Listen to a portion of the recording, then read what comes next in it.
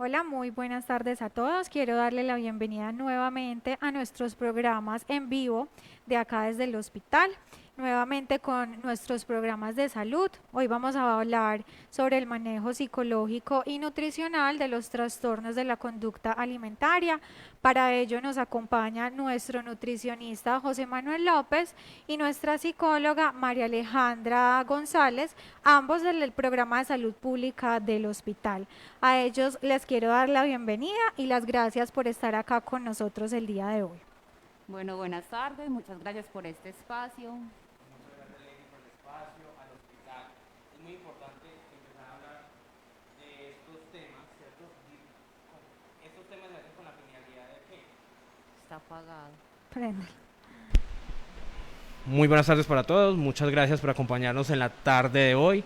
Estos espacios queremos abrirlos con la finalidad de disminuir el estigma cuando hablamos en frente a los trastornos de la conducta alimentaria. Queremos recordarle a las personas que se conectan el día de hoy que en el Hospital Venancio Díaz tienen una puerta abierta tanto a las personas jóvenes como a la población en general para este tipo de manejo de estas enfermedades. Bueno, entonces para comenzar con el tema del día de hoy, cuéntenos a las personas que están conectadas con nosotros qué son los trastornos de la conducta alimentaria y cuáles son sus causas. Claro que sí, los trastornos de la conducta alimentaria, o sea, los TCA, son uno de los trastornos más prevalentes, pero más normalizados que encontramos en la cultura. ¿Por qué? Porque tenemos la cultura de la dieta o el mal llamado, si estás flaca o delgada, vas a encajar y vas a ser exitoso, por decirlo así, según la forma como la sociedad puede mirar este tipo de conductas, que finalmente se ven como reforzadas y se ven repercutidas, en estos aspectos sociales. Los trastornos de la conducta están relacionados directamente en la manera como nos relacionamos con la comida. Todo este tipo de dependencia hacia la alimentación que finalmente se vuelve patológica al no saber manejarla con los excesos o con las restricciones que finalmente generamos en torno a ello.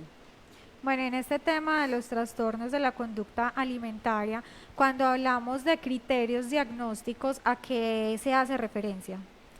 Bueno, para centrarnos un poco más en estos criterios diagnósticos es necesario también que conozcamos los tipos de trastornos de la conducta alimentaria, como lo son la anorexia, que viene siendo como la restricción excesiva por la alimentación, la bulimia, que son como comportamientos inadecuados que tenemos en torno a la alimentación como tal. Es acá donde se dan los periodos de atracones, que es cuando nosotros comemos de una manera exagerada o excesiva, o cuando se dan los periodos de purga. Tenemos dos tipos de purga. La purga, que es la normal de la que le estábamos hablando, que es como la alimentación excesiva, cuando yo quiero, por ejemplo, comer excesivamente y lo que hago es que vomito o voy y tomo un laxante, por decirlo así, como para que todo eso que me he alimentado de manera inadecuada pueda salir de mi cuerpo. Es una creencia de que utilizar estos laxantes, purgantes o el vómito va a hacer que de alguna u otra manera esta alimentación que tuvimos de una manera excesiva va a salir del cuerpo, pero realmente no lo es así, porque ya ha pasado un periodo de digestión de la alimentación. También se da los periodos de no purga, que es cuando tenemos hábitos de ayuno, normalmente intermitente, o cuando no queremos comer nada. Es ahí cuando tenemos una restricción demasiado fija y exagerada. También tenemos los atracones como tal, que se dan por sí solos, que es el consumo excesivo de la alimentación, y esto puede darse también por un periodo de 2 horas, normalmente se da en una semana y ocurre en otros periodos compensatorios, que es cuando finalmente comemos lo que sí queremos y lo que la necesidad emocional o el hambre emocional que tenemos nos está pidiendo. Es muy importante también que entendamos en estos casos que tenemos un hambre fisiológico, que es cuando sabemos que nuestro cuerpo quiere una alimentación, pero también tenemos un hambre emocional que viene en concreto siendo como un hambre desde la ansiedad, como yo quiero un chocolate, yo quiero este postre y sé que con eso me voy a sentir satisfecho, pero está satisfaciendo, finalmente un hambre emocional, una necesidad de relacionamiento que puedo tener o ejercer con el otro. Bajo los criterios que tenemos pues con este trastorno, con el TCA, es básicamente el miedo en general a engordar, aunque también se dan algunos casos que es el miedo a bajar de peso. Es realmente la gran minoría la que tiene este miedo a bajar de peso, pero en la gran mayoría se da cuando las personas tienen una obsesión por no incrementar su talla o por bajar excesivamente. Es acá donde se da la restricción y donde finalmente nos paralizamos y nos colocamos a pensar, ¿cómo me veo? ¿Cómo me está viendo el otro? Y cómo me veo finalmente está implicado en la manera en cómo me siento, y como yo me siento, así mismo yo voy a actuar. Entonces esta respuesta es la que finalmente me va a indicar una restricción o un manejo o una acción para finalmente tener este diagnóstico de los TCA, de los trastornos de la conducta alimentaria.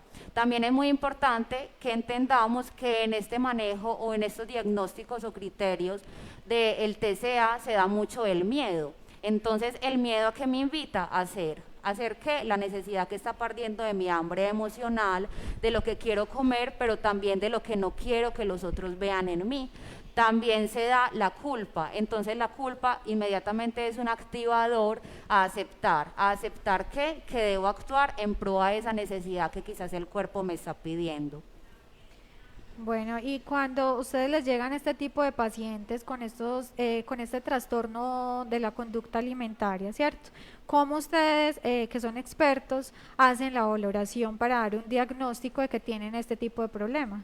Claro que sí, muy importante. Entonces, la valoración o el manejo nutricional surge o inicia a partir de una historia clínica en función de qué, del diagnóstico preciso y del estado nutricional del paciente. Es decir, hay que tener también muy en cuenta la sintomatología, ¿cierto? Que nos va a decir, nos ayuda a identificar la cronicidad de la enfermedad y a descartar posibles comorbilidades asociadas a este tipo de trastornos.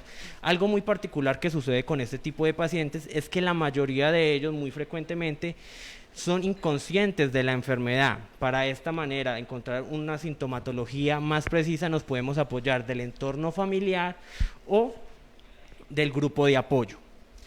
Aparte de la historia clínica individualizada, también es muy importante realizar anamnesis alimentarias o recordatorios de 24 horas. Esto va a permitir conocer la cantidad, la calidad de la ingesta de alimentos. De esta manera también va a ayudar a reconocer el tipo de acción, si es restrictiva, excesiva o purgativa. Restrictiva es decir, disminución de la ingesta de alimentos. Excesiva, por el contrario, aumento del consumo de alimentos. Y purgativas puede ser utilizar las laxantes para inducir de esta manera la pérdida de peso. También es muy importante realizar una valoración cefalocaudal, es decir, de pies a cabeza. De esta manera podemos encontrar signos de deficiencias de nutrientes en el cuerpo. Algo también muy importante que nunca puede faltar es la toma de medidas antropométricas básicas. En este caso va a ser peso, talla y la relación del IMC con el peso ideal. Esto también, ¿qué va a permitir? Va a permitir tener un patrón en cuenta para la evolución de cada uno de estos pacientes. Bueno, también es muy importante que tengamos en cuenta en este diagnóstico las cosas que el paciente está haciendo, la manera como se está relacionando con su entorno. Por ejemplo, muchas veces vemos personas que no quieren asistir a fiestas porque hay cierto tipo de comidas que finalmente a ellos los invita siempre como a una restricción, o donde están las culturas o los grupos sociales que inmediatamente están como interfiriendo como en esa persuasión de hey, pero estás muy gorda, mira, te debes de cuidar un poco más. O por el contrario, cuando vemos las personas que son obesas y en realidad son más aplaudidas las personas que tienen este tipo de contextura a las personas que tienen una contextura delgada, cuando finalmente son estos patrones los que no indican un diagnóstico, sino la manera, la funcionalidad, como nos vamos a relacionar finalmente con el entorno. También es muy importante el aspecto físico, como lo decía ahorita José. la piel, el cabello, la manera como las uñas están de pronto escamando o algo por el estilo, también nos indica como un factor de riesgo latente en que la persona esté así. También, por ejemplo, los periodos de alimentación, cuando las personas tienden como a aislarse, es también una señal de alerta que me indica ahí está pasando algo.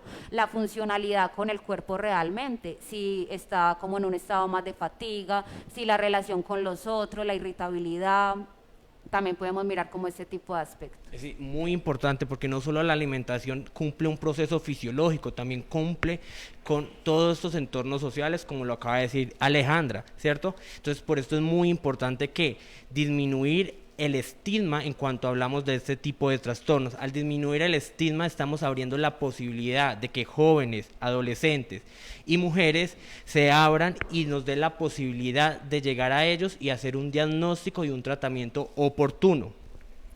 José, y hablando de la alimentación, cuéntanos qué tipo de complicaciones nutricionales se pueden presentar en este tipo de pacientes que tienen los trastornos de esta conducta alimentaria. Claro que sí. Entonces, los trastornos de la conducta alimentaria, esto depende de del tipo de trastorno, si es restrictivo, obsesivo o purgativo, y la cronicidad del mismo. Es decir, por ejemplo, las personas que cursan con riesgo de desnutrición o desnutrición, ¿cierto? Físicamente se van a ver más agotadas, disminuye neurológicamente, disminuye la concentración, son más olvidadizas, metabólicamente hay hipoglicemias, cerca del 50% de ese tipo de pacientes tienen colesterol alto. También pueden tener leucopenia, es decir, disminuye la cantidad de glóbulos rojos, que podemos tener comprometido el sistema inmunológico. También puede estar cursando con anemias. En cuanto, si es una conducta obsesiva, en este caso el trastorno del atracón, la mayoría de los pacientes que tienen el trastorno del atracón, alrededor del 30% de ellos sufren de obesidad, es decir, que van a tener más riesgo de padecer enfermedades crónicas, como la hipertensión, la diabetes, enfermedades crónicas prevenibles. Y si por el contrario son conductas purgativas, en este caso el vómito, ¿cierto? Puede ser personas que tienen más tendencia a presentar caries dental, gingivitis, es decir, inflamación de las encías, reflujo gastroesofágico, también inflamación del esófago. O por el contrario, si se utilizan, o el uso de laxantes es muy prolongado en el tiempo, este tipo de pacientes pueden disminuir las vellosidades del intestino. O sea, las vellosidades son las que ayudan a la absorción de nutrientes, y también pueden disminuir la cantidad y la calidad de la microbiota intestinal. Por esto es muy, muy importante siempre hacer un diagnóstico preciso y precoz para evitar todo ese tipo de alteraciones del estado nutricional. Bueno, esta pregunta es para los dos. ¿Qué herramientas, tanto psicológicas como nutricionales, se utilizan en este tipo de pacientes? Listo, muy importante desde el manejo o un enfoque multidisciplinar, ¿cierto? Es muy importante restablecer o llegar a un peso normal y recuperar ese estado nutricional. Ya cuando tenemos un estado nutricional recuperado y estable, ¿qué vamos a impartir? Vamos a impartir educación nutricional en cuanto a mejorar el patrón de la conducta alimentaria, es decir, tratar de mejorar la alimentación, ¿cierto? Algo muy importante que todos hoy en día, o la invitación a la que queremos llegar el día de hoy, que cuando referimos el término dieta, no es restringirnos en la alimentación. Una dieta es lo que cada persona consume día a día. Ese es su patrón de consumo de alimentos, que dependiendo de enfermedades, de estado de salud, de edad, de sexo, se pueden hacer una serie de modificaciones. En cuanto al tema principal, lo importante es crear hábitos y estilos de vida saludables a partir de cuando ya recuperamos el peso adecuado o el peso ideal de cada persona, ¿cierto? Los hábitos y los estilos de vida saludables están basados en 3 pilares fundamentales: la alimentación, la actividad física y un descanso adecuado. El descanso adecuado debe ser alrededor de 6 a 8 horas. La actividad física, mínimamente debemos de hacer actividad física o caminar 30 minutos al día, que es lo mínimo que nos recomienda la Organización Mundial de la Salud. Y una actividad física y la alimentación saludable va en torno a consumir alimentos frescos y variados. Bueno, y desde la psicología las herramientas en las que podemos profundizar, y es muy importante hablarlo en este espacio, es que entendamos que la manera como el cuerpo se ve no está directamente relacionada en la manera sana en la que está la persona. Muchas veces podemos ver un cuerpo delgado que no tiene nada que ver con restricción o con algún trastorno de la conducta. También podemos ver un cuerpo robusto o un cuerpo normalmente aceptable que no tiene nada que ver tampoco con este tipo de conductas, o que finalmente puede ser una persona que necesite más ayuda que otras. Entonces tratar de no estigmatizar y de no decir tanto como, ay, esa persona tan delgada, tan flaca, el flaco, o como colocarle adjetivos a las personas que finalmente son adjetivos que duelen y que otras personas sí están pasando por ellos. Entonces ser conscientes en la comunicación, en la relación que tenemos con el otro, desde el respeto, desde la manera como el otro se ve. Es muy importante también que desde casa implementemos mucho la manera como me relaciono con el cuerpo. No es la manera como tu cuerpo es la funcionalidad que tu cuerpo te puede dar, es la manera como tu cuerpo te permite hacer cosas que quizás otras personas no lo pueden hacer. Entonces generar como un valor más desde el interior, que desde la manera como el otro me puede ver. Desde esta manera, como me relaciono con el cuerpo de una manera sana, voy a poder entender que la alimentación no tiene que tener etiquetas para yo poder validarlas en mi vida. La alimentación simplemente es un nutriente para mi cuerpo que me permite generar un equilibrio en la comunicación que finalmente tenemos en los entornos, en nuestra vida misma.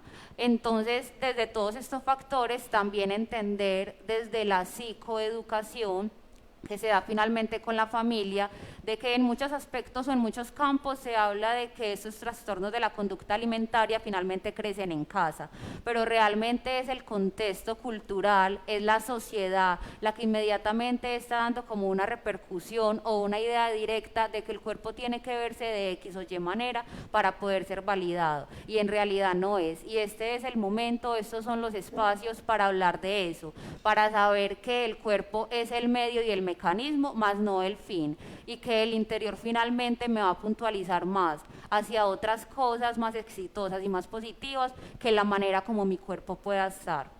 Entonces, desde casa, impulsar ese tipo de cosas, de ese tipo de educación.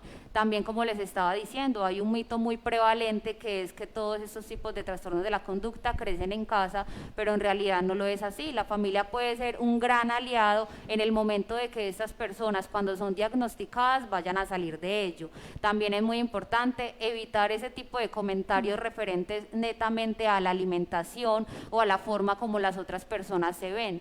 Yo no tengo autorización, ni nadie tiene autorización de criticar el cuerpo del otro cuando no se está pidiendo una opinión. Algo también muy importante a partir de toda esta información que tenemos el día de hoy: no debemos de condicionar el cuerpo a una apariencia, ¿cierto? El peso y la apariencia debe pasar a un segundo plano. Lo que prima es la salud de cada uno de nosotros. Bueno, les recuerdo a todas las personas que están con nosotros conectados en este momento que si tienen alguna duda, alguna inquietud, la podemos resolver durante la transmisión. Hablemos un poco sobre el entorno familiar, cómo se maneja, se acompaña, se fortalece esa red de apoyo con este tipo de pacientes. Bueno, realmente el entorno familiar es uno de los factores más implicados cuando se diagnostica este tipo de trastornos de la conducta alimentaria. ¿Por qué? Porque la familia es el pilar de toda persona y finalmente es allí donde vuelve a recogerse, donde vuelve a recuperarse desde los procesos que le damos de un nivel desde el médico, el nutricionista, el psicólogo, todo ese tipo de profesionales, y la familia también es parte de este equipo multidisciplinario. Entonces, el entorno familiar finalmente me va a facilitar que esa persona pueda estar acogida a todas las medidas que como profesionales nosotros les podamos dar. La psicoeducación con ellos también es muy importante, porque la manera como el familiar se va a referir a esta persona que está diagnosticada o está pasando por esta condición va a prevalecer o va a detonar posibles recaídas que pueda tener el paciente. Entonces es muy importante que la familia familia siempre esté presente desde el inicio del diagnóstico de estos síntomas, porque finalmente este diagnóstico y los síntomas se ven en el foco de la familia y finalmente los afecta a todos a nivel general. Entonces, que la familia y el entorno esté ahí apoyando desde la confianza y desde comunicarse asertivamente con el otro va a ser un pilar muy importante para que esta persona pueda salir de este trastorno de la conducta alimentaria. Bueno, ya que estabas hablando de los médicos y especialistas, cuéntanos cómo está conformado ese equipo terapéutico para el manejo de los trastornos de la conducta alimentaria y cómo se hace seguimiento. Listo, entonces los trastornos de la conducta alimentaria tienen una gran ellos se presentan de gran variabilidad, tanto en su presentación como en su gravedad, ¿cierto? Depende del tipo del trastorno. ¿Esto qué condiciona? Esto condiciona a una individualización en el tratamiento y en el manejo clínico. Por esto es muy importante un manejo o un enfoque multidisciplinar, es decir, que en el grupo de trabajo para este tipo de enfermedades se requiere psiquiatría, psicología, medicina general, dependiendo de la cronicidad del trastorno, también va a requerir un endocrinología, nutrición y dietética y trabajo social. Cada uno de estos profesionales en su rama van a hacer un aporte incuestionable a este manejo de estas enfermedades. Aparte de que este grupo de trabajo multidisciplinar va a ayudar a un correcto diagnóstico y a un tratamiento preciso, ellos también van a colaborar a disminuir o hacer una prevención primaria, que es la manera más efectiva de disminuir la incidencia de este tipo de enfermedades. Bueno, aprovecho para saludar a las personas que nos están dejando pues algunos comentarios: Manuela Correa Giraldo, Sebastián Loaiza, Pao García, Nati Mejía, gracias por estar ahí, y a todos los que están conectados con nosotros. Realmente para nosotros es muy gratificante ver tanta audiencia, porque en el Hospital Venancio queremos siempre estar educando a nuestra población con temas de salud. Bueno, chicos, y para terminar, ¿por qué no nos hablan sobre tips nutricionales para evitar estos trastornos o inclusive para tratarlos? Listo, entonces es muy importante desde edades tempranas, es decir, educando a nuestros niños en hábitos de alimentación saludables, ¿cierto? Es decir, que la alimentación o el patrón de consumo de alimentos sea una alimentación fresca y variada. ¿Por qué fresca? Tratar de procurar por alimentos no tan procesados como las gaseosas, los alimentos de paquete, y variados nos da la invitación de que debemos de comer gran variedad de alimentos, porque pues un solo alimento no nos va a aportar la cantidad de nutrientes y energía que nuestro cuerpo necesita. Muy importante, y siempre lo vamos a recomendar, crear hábitos y estilos de vida saludable, más en edades tempranas, que los chiquiticos en ellos es más factible crear conductas más saludables, porque educar desde edades tempranas es más efectivo este tipo de comportamientos. Tratar que la alimentación sea CESA, es decir, completa, equilibrada, suficiente y adecuada. Es decir, debemos de comer todos los grupos de alimentos: leches, derivados lácteos, cereales, carnes, verduras, frutas, y en menor cantidad azúcares y grasas. Debemos de comer una alimentación variada. Esta alimentación se debe ajustar a nuestras necesidades en cuanto a a la edad, al estado de salud de cada una de las personas. También, que es muy importante, una correcta hidratación, y empezar desde en casa a fomentar conductas alimentarias regulares, es decir, deberíamos de hacer un desayuno, una media mañana, un almuerzo, una media tarde y una comida. ¿Esto qué va a permitir? Esto va a permitir que las personas o nosotros comamos o piquemos entre comidas, ¿cierto? De esta manera también va a ayudar a disminuir la ansiedad. Y siempre todo esto fuera de la alimentación saludable debe estar acompañado de actividad física, ¿cierto? Si realizamos mínimamente 30 minutos de actividad física, seguramente nuestro cuerpo va a tener un mejor estado de salud. También algo muy importante, desde casa en edades tempranas es muy importante que el entorno familiar o el grupo de apoyo, en este caso los padres o cuidadores, ayuden a que los niños reconozcan sus debilidades y sus fortalezas, y a partir de allí empezar a fortalecer nuestros enlaces con nosotros mismos. Es decir, esto va a permitir que nosotros seamos personas responsables con nuestro cuerpo, nos aprendamos a querer tal y como somos. A partir de esto, tanto el estado de salud como el estado nutricional y de salud en general va a estar más acorde y va a ser mucho, mucho más saludable. Bueno, y para terminar también es muy importante reconocer que aunque estos trastornos de la alimentación se dan más que todo y su base es más que todo cultural, desde la cultura de la dieta, desde la restricción, desde lo que la otra persona me puede validar, que entendamos varios mitos. Por ejemplo, en este momento hay personas que piensan que incluso consumir frutas puede indicar que ya van a subir de peso. Hay personas que tienen su confianza plenamente en una báscula cuando si yo me peso en la mañana, en la noche me va a arrojar un dato totalmente diferente. Entonces, ¿cómo es posible que nosotros nos centremos en algo que va a arrojar inmediatamente en 24 horas un dato que no va a ser el mismo que inicialmente y que yo tenga mi seguridad plena en eso? Es como, por ejemplo, cuando una persona se monta a un avión y baja, el peso también le va a cambiar. Cuando una persona tiene problemas en su digestión, también el peso va a variar inmediatamente por eso. Entonces son aspectos y son mitos que vienen dando o generando como una restricción entre las personas, en la sociedad, en lo que valido, en lo que veo, en cómo me siento, en cómo acciono, que finalmente no van teniendo ninguna validez. Mientras que si nosotros filtramos y miramos desde cómo realmente mi cuerpo va a responder ante ciertas cosas, en lo positivo que mi cuerpo da y genera al entorno, cómo funciona, cómo ve, cómo observa, cómo hace, ahí es donde nosotros nos vamos a paralizar y vamos a decir, listo. Hoy le agradezco a mi cuerpo porque puedo respirar, porque puedo pensar, porque puedo comer, porque puedo observar, porque puedo estar aquí y porque puedo cambiar lo que quizás vaya a pasar en un futuro. Pero es centrarnos en eso, en agradecer, en mostrar gratitud a eso que yo estoy generando desde mí, a ese entorno que yo estoy permitiendo que ingrese a este mundo interior, a esta casa que finalmente es el cuerpo y es lo que debemos de cuidar. También, como les estaba diciendo, no normalizar estos aspectos. No es normal que una persona se restrinja en la alimentación.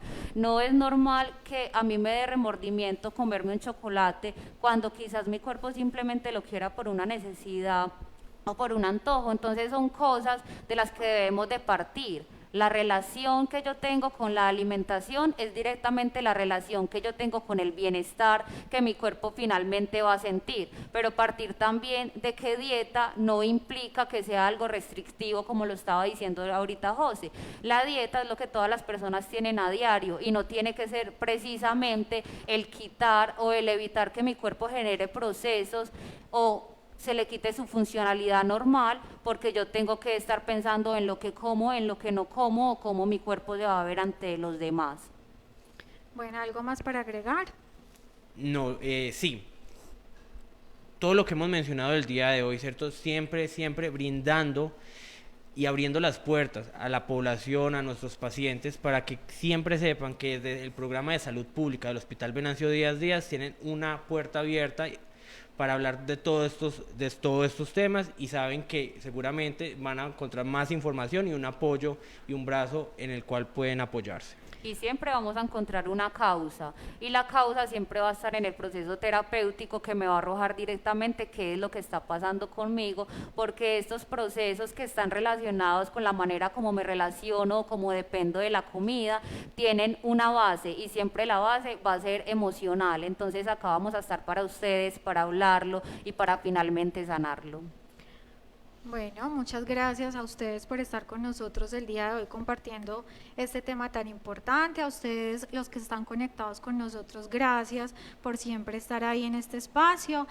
Quiero recordarles, como ya lo mencionó la psicóloga, que en el Hospital Venancio Díaz estamos siempre para apoyarlos. Contamos con esa red de apoyo en nutrición, en psicología, a todas estas personas que necesitan de la ayuda, que padecen estos trastornos de conducta alimentaria. Bueno, también les recuerdo que si necesitan alguna cita médica pueden llamar a nuestra línea 288-9701 extensión 111 para pedir algún tipo de cita médica que necesiten y escribir al correo citasmedicas@hospitalsabaneta.gov.co.